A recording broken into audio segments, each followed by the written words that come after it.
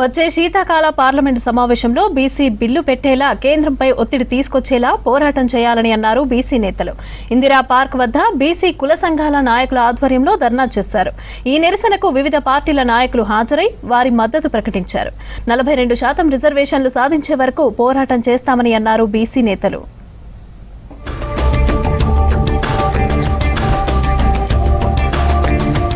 దేశంలోని బీసీ వర్గాలకు సరైన ప్రాతినిధ్యం ఉండాలంటే పార్లమెంట్లో చట్టం చేయాలన్నారు హర్యానా మాజీ గవర్నర్ బండారు దత్తాత్రేయ. ఇందిరా పార్క్ వద్ద ధర్మ పోరాట దీక్షను చేపట్టిన బీసీ సంఘాల నాయకులను అభినందించారు. 42% రిజర్వేషన్లు బీసీలకు వస్తుందని ఆశాభావం వ్యక్తం చేశారు బండారు దత్తాత్రేయ. ధర్మ పోరాటమైనటువంటి కార్యక్రమాన్ని చేపట్టేందుకు ముందు నేను బీసీ జేఏసీని హృదయపూర్వకంగా అభినందిస్తున్నాను. ఎందుకంటే ముఖ్యంగా ఇప్పటికైనా సమాజంలో వస్తున్నటువంటి మార్పును గమనించి ప్రభుత్వాలు కానీ పార్టీలు కానీ తెలుసుకోవాల్సిన అవసరం ఎంతైనా ఉన్నది. ఈ బీసీ వర్గాలకు సరైనటువంటి ఒక ప్రాతినిధ్యం ఉండాలని చట్టరూపణ చేస్తే కానీ మిగతా వారితో పోటీపడి నిలబడలేరని నేను మీకు సభాముఖంగా మనం చేస్తున్నాను. స్థానిక సంస్థల్లో బీసీలకు చట్టబద్దంగా 42% రిజర్వేషన్లు కల్పించిన తరువాతే ఎన్నికలు నిర్వహించాలని డిమాండ్ చేశారు BC JAC chairman MP R Krishnaiah. పాత రిజర్వేషన్లతో ఎన్నికలకు పోవాలనే ఆలోచనను ప్రభుత్వం విరమించుకోవాలంటూ హైదరాబాద్ బర్కత్పురాలో విద్యార్థులతో కలిసి ర్యాలీ చేశారు. 42% రిజర్వేషన్ల కోసం రాష్ట్ర ప్రభుత్వం కులగణన చేపట్టి చట్టసభల్లో బిల్లు ఆమోదించి గవర్నర్ కు పంపించారని గుర్తు చేశారు. హైకోర్టులో రిజర్వేషన్ల బిల్లుపై ప్రభుత్వం న్యాయవాదులను పెట్టి వాదించాలని కోరారు ఆర్ కృష్ణయ్య. అసెంబ్లీలో చట్టం చేశారు. అదేవిధంగా న్యాయపరమైన అవరోధాలు తొలగిపోవడానికి జనాభా కక్ష దాని ప్రకారం 56% జనాభా ఉంటే 42% రిజర్వేషన్ ఇచ్చారు. అట్లాంటప్పుడు ఈ కేసు బలంగా ఉంది, ఎలాంటి అవరోధాలు లేవు. ఈ కేసు కోర్టులలో గెలుస్తుంది, హైకోర్టులో గెలుస్తుంది, సుప్రీంకోర్టులో గెలుస్తుంది. ఎవరు అడ్డం వచ్చినా వదిలిపెట్టేది లేదు. 42% బీసీల రిజర్వేషన్లు సాధించాలంటే ప్రజల మద్దతు ఉండాలన్నారు పీసీసీ ప్రచార కమిటీ చైర్మన్ మాజీ ఎంపీ మధు యాష్కి. పార్లమెంట్లో బిల్లు పాస్ చేయించేలా మెజార్టీ పార్టీల మద్దతును కూడగట్టాలని సూచించారు. ఒక్కో రోజు ఒక్కో విభాగం వద్ద సమావేశాలు నిర్వహించి రిజర్వేషన్ పై చర్చించాలన్నారు మధు యాష్కి. ఒక వర్గంగా ఏర్పడి ఎస్సీ ఎస్టీ బీసీ మైనార్టీ మనం అందరం ఏకంగా ఒక వర్గంగా ఏర్పడ్డప్పుడే ఇది సాధన అవుతుందని కూడా, రాష్ట్ర విభజన జరిగితే సామాజిక న్యాయం కూడా ఏర్పడుతుంది, వసీ వర్గీకరణ సమస్య కూడా తీరుతుంది, అత్యధిక శాతం ఉన్న జనాభాకి అధికారంలో పాలు పంచుకునే నిర్ణయాధికారం చేసే అవకాశం వస్తుందని చెప్పి భావించడం జరిగింది. నేను ఎప్పుడు అంటుండేవాడిని, సాధించుకుంది సగం తెలంగాణ, సాధించాల్సింది సంపూర్ణ సామాజిక తెలంగాణ రావాలని కోరుకున్నాం. అది జరగలేదు. అట్లా వివిధ గ్రూపులని ఇది మీకు కూడా నష్టం అవుతుంది, ఇదేదో జాదవ్ శ్రీనివాస్కో ఇంకో రాజకీయ పార్టీలకు సంబంధించింది కాదు, ఇది లేక బీసీ వర్గాలకు కొన్ని సజెస్తున్న వాళ్ళకు కూడా కాదు. ఇది మనం ఎట్లా జీవితం అయిపోయింది, రేపటి భవిష్యత్తు కొరకు ఏ విధంగా ఉండాలి దానిపైన జరుగుతూ ఉంది. బీసీ రిజర్వేషన్లు 42% పెంపు చేయడానికి చేస్తున్న ఉద్యమానికి సంపూర్ణ మద్దతు తెలుపుతున్నానని అన్నారు టీజేఎస్ చీఫ్ కోదండరాం. ఈ పోరాటాన్ని ఉధృతం చేయడానికి టీజేఎస్ నిర్ణయం తీసుకుందని తెలిపారు. రిజర్వేషన్ల సాధనకై అందరూ పోరాటం చేయాలని పిలుపునిచ్చారు కోదండరాం. ఇవాళ మరి మనం బీసీ రిజర్వేషన్లు 42% పెంపుకై చేస్తున్నటువంటి ఈ పోరాటానికి నేను సంపూర్ణ మద్దతు తెలియజేస్తున్నా. ఇది మనకు కీలకమైన హక్కు. ఈ హక్కు భాగస్వామ్యాన్ని కల్పిస్తుంది, ప్రజాస్వామ్యాన్ని విస్తృతపరుస్తుంది.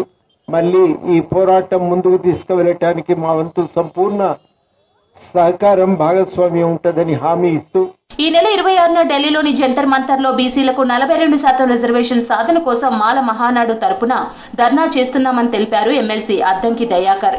బీసీ నాయకులు పెద్ద ఎత్తున పాల్గొనాలని పిలుపునిచ్చారు.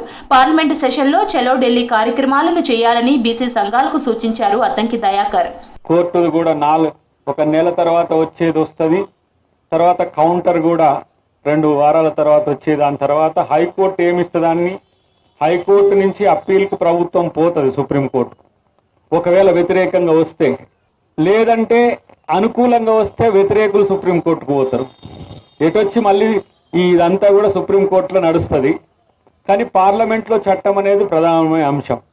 మనం క్షేత్రస్థాయి నుంచి నిర్మాణం ఇప్పటికి చేసిండ్రు, క్షేత్రస్థాయి నుంచి ఉద్యమాన్ని నిర్మించడానికి కార్యాచరణ రూపొందించాల్సిన అవసరం ఉన్నది. ఎక్కడికక్కడికి ఆయా స్థానిక నాయకత్వం ఎమ్మెల్యేల క్యాంప్ ఆఫీసుల ముందు కానీ ఎమ్మెల్యేల దగ్గరికి వెళ్ళి వినతి పత్రాలు ఇవ్వడంతో పాటు వాళ్ళ మీద ఒత్తిడి తెచ్చే కార్యక్రమం తేవాల్సిన అవసరం ఉందని నాకు అనిపిస్తున్నది.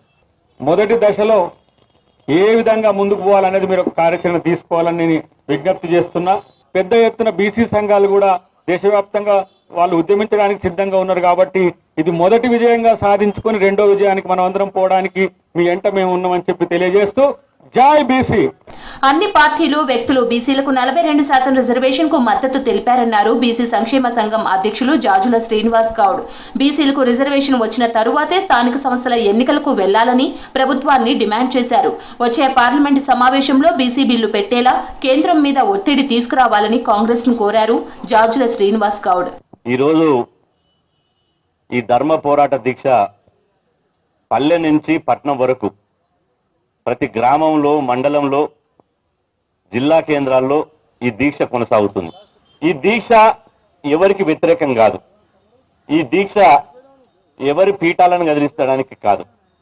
ఈ దీక్ష పాలకుల ఎవరైతే ఢిల్లీ పాలకులు ఉన్నారో, ఎవరైతే గల్లీ పాలకులు ఉన్నారో ఆ పాలకులు కళ్ళు తెరిచి ఈ ధర్మాన్ని రక్షించడానికి రాజ్యాంగాన్ని సవరించి బీసీలకు విద్యా, ఉద్యోగ, రాజకీయ రంగాల్లో 42% రిజర్వేషన్లు సాధన కోసం మాత్రమే ఈ దీక్ష పెట్టినాం. చేయాల్సింది కేంద్ర ప్రభుత్వం చేయాలి.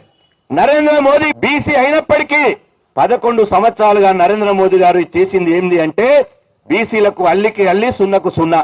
ఆయన ఏమి చేయలే.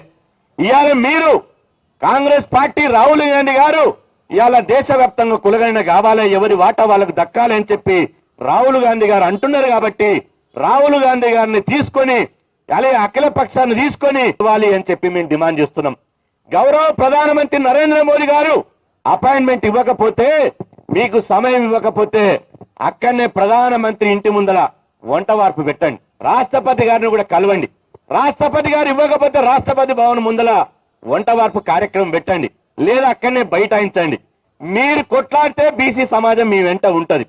వచ్చే శీతాకాల పార్లమెంట్ సమావేశాల్లో బీసీ బిల్లు పెట్టి చట్టం చేసేలా కేంద్రంపై పోరాడాలని పిలుపునిచ్చారు బీసీ నేతలు.